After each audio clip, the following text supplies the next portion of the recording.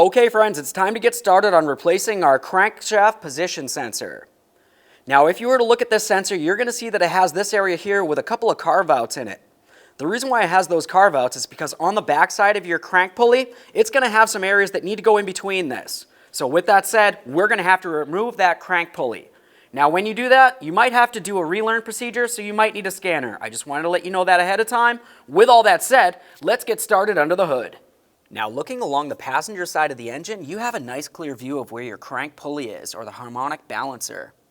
To be able to access this easier, we're actually going to access it through the passenger side wheel well. So keep that in mind. We're going to have to raise and support the front of the vehicle, remove the wheel and the splash shield so we can gain access at some point. Now with that said, we're going to come right over here to our serpentine belt. Generally with these, I like to give them a little tug to make sure that the serpentine belt tensioner is functioning properly. After that, I'm going to have to go ahead and remove this, but before we do, take a quick note of the belt routing.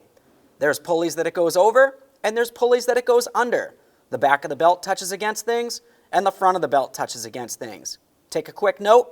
With that said, let's move along to removing this belt. I'm going to come right over here to the tensioner using a 14 millimeter. I have my serpentine belt tool. We're going to turn this counterclockwise. That's going to release the tension. Now we can carefully remove the serpentine belt. We'll get our tool out of the way. Now typically at this point, I just go ahead and remove the belt completely. The reason why I want to remove it completely is because I don't need it in the way, and also I like to give it a thorough inspection. Looking at the belt, you want to inspect the backing. Make sure it doesn't look like it's torn, worn, cracked in any way. Also, if it looks like it's excessively shiny, generally that means that it's worn. This one is a little bit shiny, but it's really not in poor condition at all. We also need to pay attention to the ribbed area, the other side. You want to go ahead and wiggle this around a little bit, and we're looking to see if we see a whole bunch of dry rock cracks or large splits in it. Anything that looks like that typically is a good idea to go ahead and replace that belt. This one overall looks good. I'm going to set it aside. Now we're at the point that we're going to safely raise and support the front of the vehicle so we can start accessing that crank pulley. Obviously the wheel's up off the ground. We're going to continue on by removing all 5 of our 19 millimeter lug nuts and then the wheel. With the wheel out of the way, let's continue on by removing this plastic inner wheel well. You're going to find several push clips that you're going to remove this panel. Just keep in mind that you don't have to remove the entire thing. We only need the area that we need to access. You're going to find several push clips, 7 of them to be exact. One here, here, make your way down along the side, and then there should also be 2 more underneath this area that come through from the front to the back. Ours are missing. To remove these, typically you just go ahead and grab on the center aspect of it. You're going to pull it out a little bit. That should unlock it, and it should pop right out of there. Continue on to all the rest and remove the panel. Inspect this, set it aside. Now with that out of the way, we have a nice clear view of our harmonic balancer. That's this area right here, your crank pulley. We're going to have to remove this bolt to remove the pulley to get it out of the way so we can gain access to that crank position sensor located right behind it. Let's use our 24 millimeter socket to remove this bolt.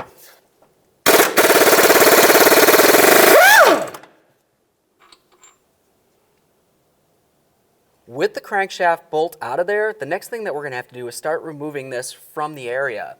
To do that, you're going to need a puller set, essentially something that looks like this. You're going to need some bolts, and you're going to have a driver that goes through the center. Now what we want to do is have the driver lined up with the center hole right here. We're also going to have those 3 mounting bolts. They're going to have to screw into this area right there, so you want to make sure you have the proper size screws. Now with that said, I'm going to get everything set up on here. Essentially what we need to do is put this shaft in first. Slide that right in. Now generally I'm going to take something like this, and what you want to do is you want to have the curved area facing towards the harmonic balancer or the crank pulley there. You don't want to have it the opposite way because when you try to tighten your bolts, it's going to be off kilter. Let's go ahead and slide that right over that. Now we can take the center driver. You can see that it has that center hole in it. We're going to slide that right over the pin.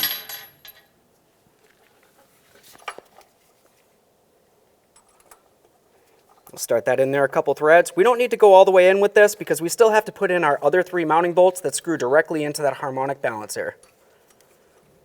Now we can start in our mounting bolts. For these, it's a good idea to go ahead and use a washer of some sort. You want to have something in there for protection for your tool.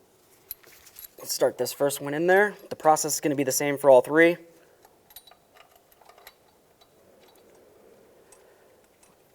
couple good threads. Now you want to make sure you have it in there plenty of threads. You don't want to just catch it with one thread because when we go to pull on this, it's going to be applying a lot of pressure and you don't want to strip anything out. So just keep that in mind. If it doesn't feel like the tool is close enough, just go ahead and unscrew this driver right here a little bit further to bring the tool closer to the harmonic balancer so you can continue tightening it. Let's grab those other bolts.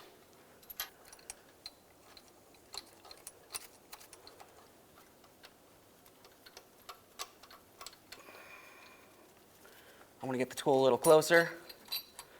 I'm not in any rush. You want to make sure you get it in there so it's nice and tight. At this point, I have everything nice and tight. I made sure that all three of these bolts are bottomed out as well as I could. Now we can continue on with our 24mm to tighten up the driver. While we're pushing this in, it's essentially going to start drawing this off of the engine. So we should see this start pulling away and towards us. Typically, I don't like to use an air tool on this. It's better to do it by hand so you can feel everything along the way. I can feel it coming off. I don't feel like anything's stripping. This is very important. Okay? Now right there, I could feel that everything felt as though it started to loosen up quite a bit on me. That essentially means this is ready to come off. I don't want to let it fall and hit the ground or even potentially hurt me in any way. So I'm going to go ahead and get both hands on this area and start removing it. Let's get the tool out of here first.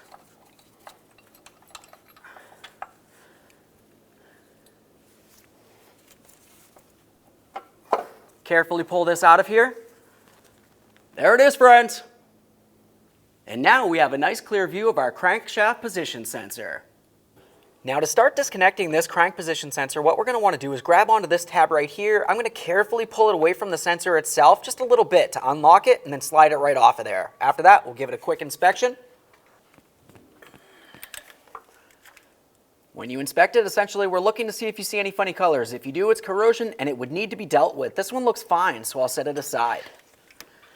Now what you're going to see is you have this plastic cover that goes over this entire area. It's held on in three areas. There's one right here, one up there, and then one over on the other side.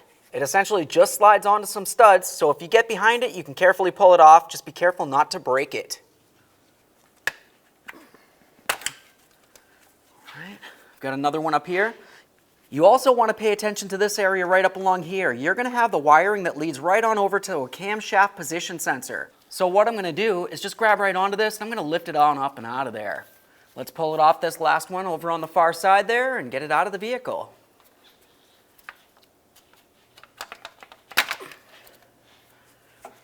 Give it a quick inspection. Make sure it's definitely reusable. This is going to be reused when we put this back together. To start removing the crankshaft position sensor, we're going to have to remove these two bolts. There's one here and one just above it right there. That's essentially the area that that plastic shroud was mounted onto. I'm just going to use a 13mm. We'll get right on there.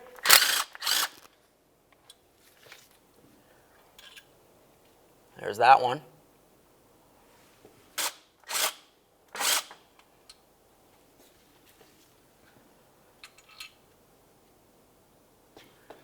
Once you have your mounting bolts out of there, go ahead and grab right onto that, and we're going to carefully remove it from the vehicle.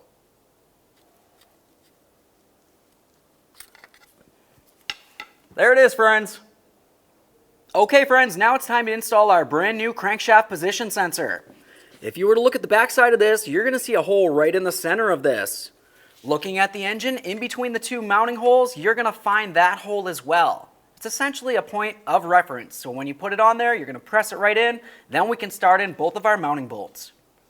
Now, if you needed to, you might want to go ahead and sand this down a little bit. Typically, it's going to get some rust on it, which might make it a little bit difficult to remove the original, as you may have noticed, and it might also make it difficult to install the new one. Go ahead and clean it up, and then just apply a tiny bit of petroleum jelly on it as a lubricant.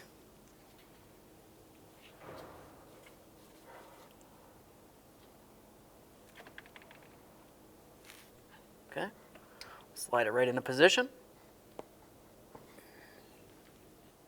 Once you're sure that sensor is completely bottomed out and your mounting holes are lined up, go ahead and grab onto your two mounting bolts. We're going to start each of these in. Once they're both started, we'll snug them up and torque them to 22 foot-pounds.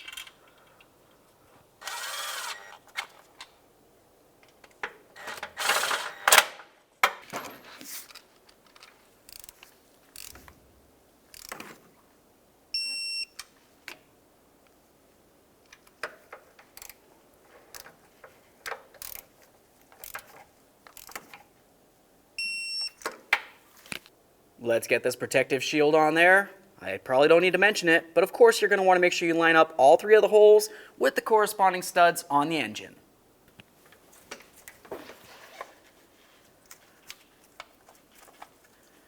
Make sure that your camshaft position sensor wire is in the proper position as well before you go ahead and press this on. Listen for a click from all 3 to make sure it's completely secured. Go ahead and grab onto that wiring. We're going to put it into its mounting position. Now we can reconnect the crankshaft position sensor. Give it a tug to make sure it's completely secured. You do not want this to loosen up on you while you're driving down the road.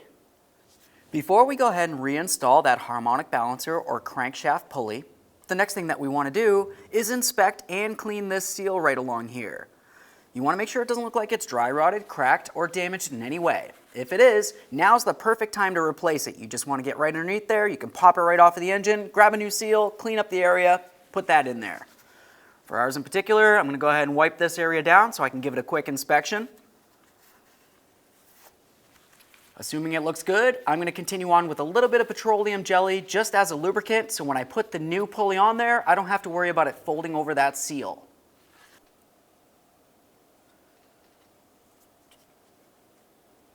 The next thing that you're going to want to do is feel along the outer portion of this shaft right here. What I'm feeling for is some sort of keyway, essentially something that kind of bumps up a little bit.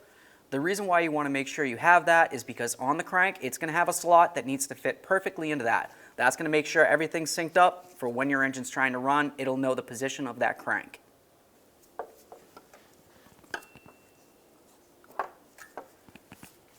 Should want to slide up on there. Just going to rotate this until it feels like it wants to slide on. I felt it just slide right into that groove. Now I'm going to try to press it in as much as possible. The next thing we're going to do is get ready to drive this in until it's bottomed out into the position it needs to be. Now let's go ahead and inspect the threads on our mounting bolt. Assuming they look good, just use a little bit of motor oil on the threads as a lubricant. It's also going to help make sure that it doesn't get rusted in there in the future. Now we can take this, we're going to start it right in there by hand, making sure that we're not going to cross-thread it in any way. Now we're going to tighten this with our ratchet. Now as you were tightening this up, what you might have noticed once it was bottomed out, it started turning on you. Essentially the engine's turning over. Of course it's not starting, but it is actually turning over the engine. We need to prevent that from happening, essentially holding this still so we can continue on by torquing this to the manufacturer's specifications. I'm going to use my 2 mounting bolts that go inside this area here, put them both next to each other, and then we'll use a pry bar to hold everything from spinning on us. You can see the exact way that I have this lined up. I put it underneath this bolt, over that one right there, and I brought it all the way down so it's resting on the frame. Now at this point, we're going to torque this bolt to 111 foot-pounds. Keep in mind that bar could potentially slip. I don't want this to turn and hit you in the face.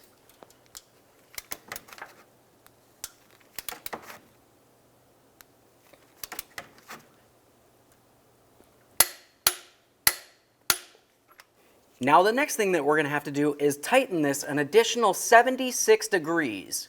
So obviously if I was to start from right here, 90 degrees would be bringing it straight across this way. Just keep that in mind. Go ahead and bring it this way a little bit. Now I'll bring this so it's at the straight down position. Once it's torqued to the manufacturer's specifications, go ahead and remove those mounting bolts. Now let's get this inside wheel well panel back in here.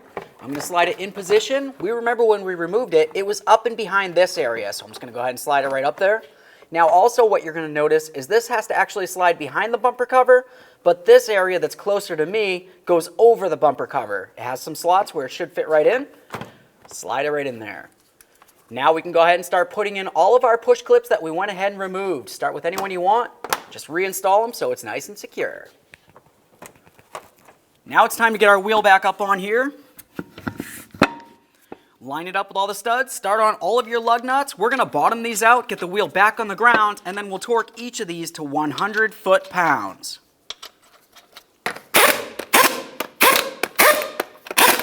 With the wheel safely back down on the ground, we're going to go ahead and torque these in a crisscross manner.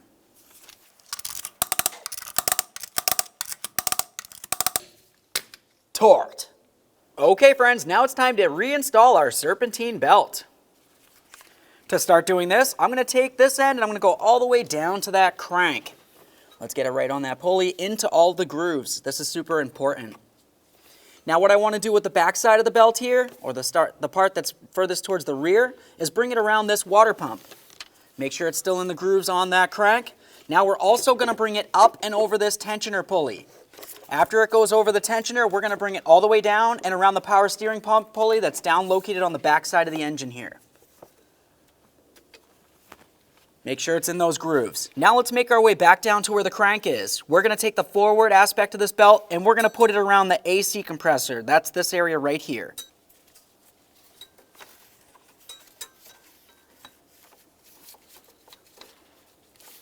There we are. Now at this point what we want to do is hold the belt taut up in this area near the alternator. Holding it up here, we'll grab our tool, put it on here, relieve the tension, put it up in a position.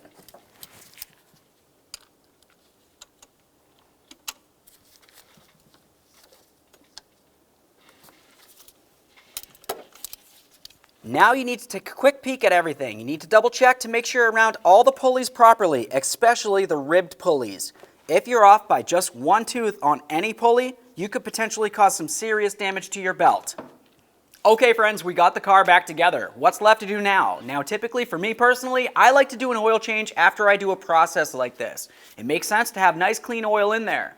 After that, I'm going to go ahead and take it for a road test. While I'm on the road test, I want to make sure I don't get a check engine light. If I do, more than likely something's disconnected along the way. Just double check everything. Aside from that, thanks for watching.